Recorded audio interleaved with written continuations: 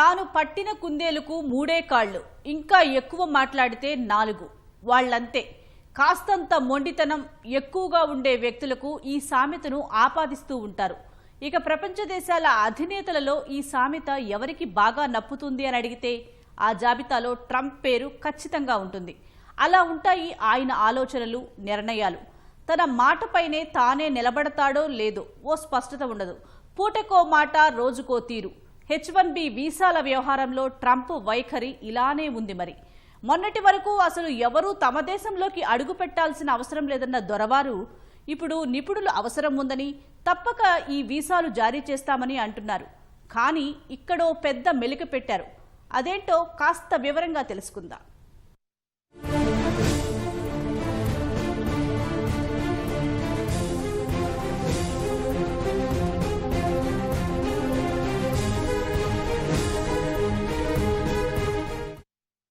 మా వాళ్లకు అంత టాలెంట్ లేదు, అందుకే ప్రతిభ ఉన్న వాళ్లని అమెరికాకు తెప్పించుకోవాలి అనుకుంటున్నాం. ఇటీవల ఓ టీవీ ఛానల్కి ఇచ్చిన ఇంటర్వ్యూలో అధ్యక్షుడు డొనాల్డ్ ట్రంప్ చేసిన ఈ వ్యాఖ్యలు కాస్త గట్టిగానే చర్చకు దారితీశాయి. మొదటి నుంచి ట్రంప్ది అమెరికా ఫస్ట్ నినాదమే. అందుకోసం ఏం చెయ్యడానికైనా వెనకాడరు. అయితే ఈ మధ్యకాలంలో తీసుకుంటున్న నిర్ణయాలు, చేస్తున్న వ్యాఖ్యలు మాత్రం విదేశాంగ విధానాలను దెబ్బతీస్తున్నాయన్న వాదన లేకపోలేదు. ఈ విధానాల్లో అతి ముఖ్యమైన H1B అంశంలో ఎన్నో కొర్రీలు పెడుతున్నారు ట్రంప్. ఈ వీసాలు పొందుతున్న వారిలో ఎక్కువ మంది భారతీయులు ఉండడం వల్ల ఆ మేరకు ప్రతి నిర్ణయం చాలా వరకు ప్రభావం చూపిస్తోంది. ఇప్పుడు తమ కొత్త విధానం ఎలా ఉండబోతోందో ఓ హింట్ ఇచ్చారు ట్రంప్.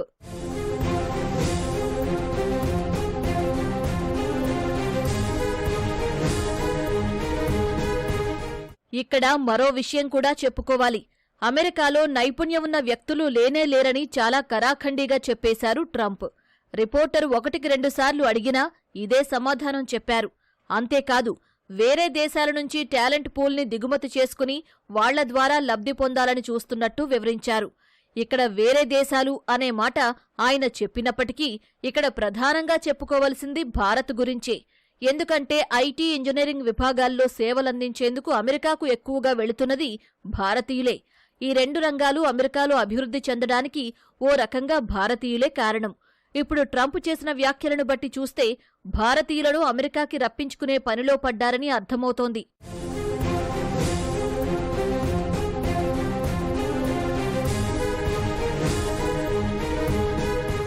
ఇలా అన్నారు కదా అని ట్రంప్ ఏదో పెద్ద మనసు చేసుకుని భారతీయులకు అవకాశాలు కల్పిస్తున్నారని చెప్పుకోవడానికి వీల్లేదు. ఈ వ్యాఖ్యల వెనుక మెలికను అర్థం చేసుకుంటే అది స్పష్టమవుతుంది.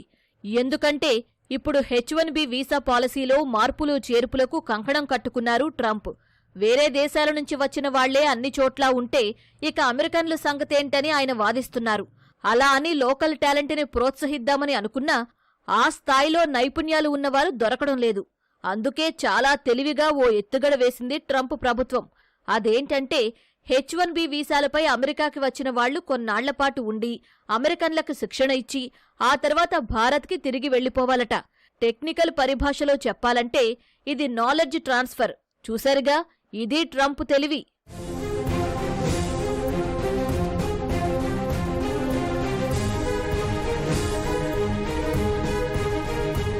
నిజానికి భారతీయుల అవసరం అమెరికాకి తప్పనిసరిగా ఉంది.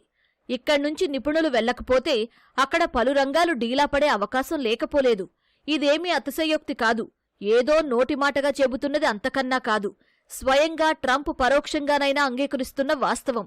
సరే, వాళ్లకి మన అవసరం ఉంది. ఎన్నో ఏళ్లుగా మిత్రదేశాలుగా ఉన్న భారత్, అమెరికా ఈ విషయంలో పరస్పరం సహకరించుకోవడం సబబే కావచ్చు. కానీ ట్రంప్ సర్కారు పెట్టిన నిబంధనే కాస్త ఇబ్బంది పెడుతోంది. కేవలం అక్కడి వాళ్లకి శిక్షణ ఇచ్చి మళ్లీ తిరిగి భారత్కి వచ్చేయాలని చెప్పడం ఏంటి? ఓ రకంగా ఇది అహంకారం కాదా అన్న వాదనలు గట్టిగానే వినిపిస్తున్నాయి. ట్రెజరీ సెక్రటరీ స్కాట్ బెసెంట్ చేసిన వ్యాఖ్యలే ఇందుకు సాక్ష్యం.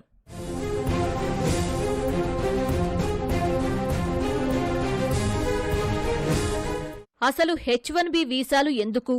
దీని గురించి కాస్త క్లుప్తంగా తెలుసుకుందాం. 1990లో ఈ programme అమల్లోకొచ్చింది.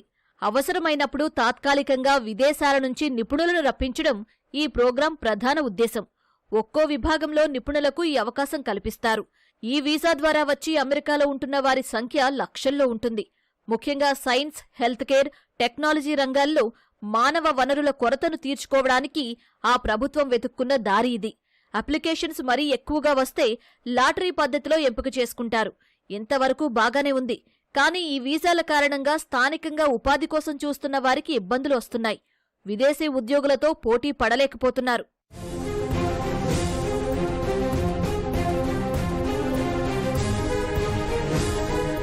Trump H-1B visa policy ప్రకారం ఈ వీసాల ద్వారా అమెరికాకు వెళ్లేవాళ్లు కేవలం ట్రైనింగ్ ఇచ్చి బయటకు వెళ్లిపోవాలంతే.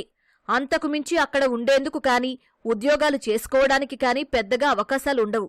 ట్రెజరీ సెక్రటరీ స్కాట్ బెసెంట్ మాటల్లో చెప్పాలంటే, అమెరికాకు రండి, ట్రైనింగ్ ఇవ్వండి, ఆ తర్వాత మీ దేశానికి వెళ్లిపోండి, మిగతా పనులన్నీ అమెరికన్లు చూసుకుంటారు అంటే కొత్త విధానం ఇలా ఉంటుందన్నమాట. మాకు అవసరం ఉంది అంటూనే అవసరం తీరాక వెళ్లిపోవచ్చు అని మొహం మీదే చెబుతోంది అగ్రరాజ్యం. ఐటీ, హెల్త్ కేర్ ఇలాంటి ఏరియాస్, మోస్ట్ ఇంపార్టెంట్ ఏరియాస్లో 70% ఆఫ్ ది ఇండియన్స్ ఉన్నారు H-1Bకి సంబంధించి. సో ఇంతమందిని రీప్లేస్ చేస్తూ అక్కడ ఉన్న అమెరికన్స్, నేటివ్ అమెరికన్స్ మాత్రమే ఉండి జస్ట్ ట్రైన్ చేయటమో లేకపోతే నాలెడ్జ్ ట్రాన్స్ఫర్ చేయటంతో సరిపోతుంది అనేది I don't think it's possible. ఎలాంటి చేంజెస్ జరగబోతున్నాయి వీసాకి అనేది మనం చెప్పలేకపోతున్నాము. అండ్ ఆల్రెడీ ఇలాంటి స్టేట్మెంట్స్ వల్ల, ఇలాంటి చేంజెస్ వల్ల చాలా అదర్ కంట్రీస్ని చూస్ చేసుకోవటం స్టార్ట్ చేశారు. అంటే ఆస్ట్రేలియా కానీ, యూకే కానీ, యూరప్ కానీ.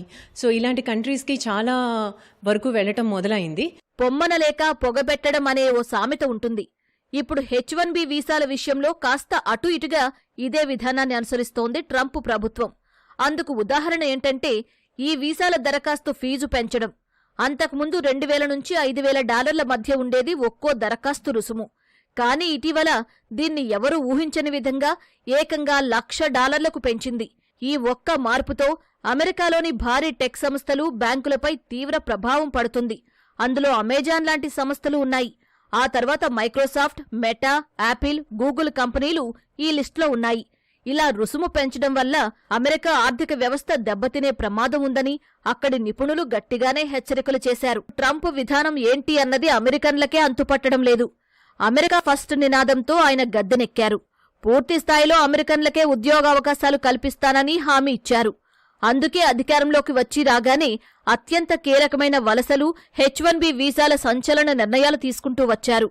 ఓ దశలో అక్కడి భారతీయులను భయపెట్టారు. ఎంతో వివాదాస్పదమైన H-1B వీసా ప్రోగ్రాంని సంస్కరిస్తానని హామీ ఇచ్చారు.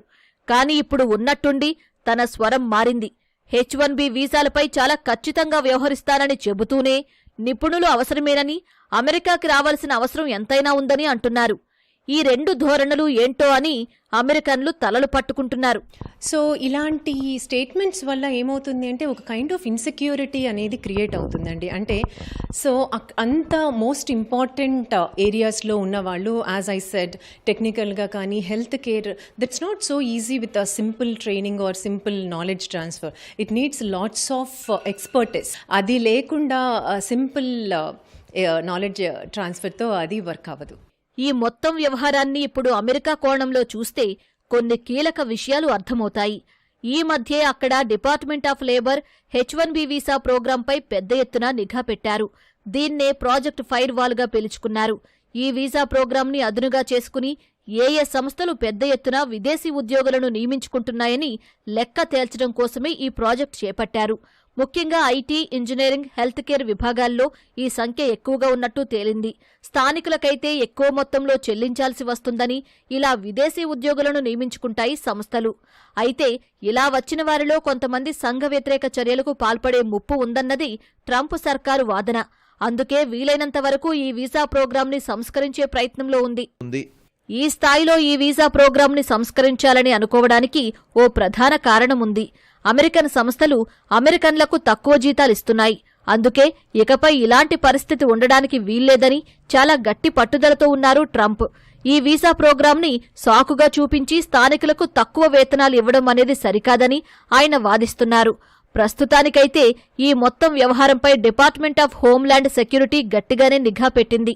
మరి ముందు ముందు ఇందులో ఇంకెన్ని మార్పులు చూడాలో, ట్రంప్ ఇంకా ఎలాంటి సంచలనాలకు తెరతీస్తారో.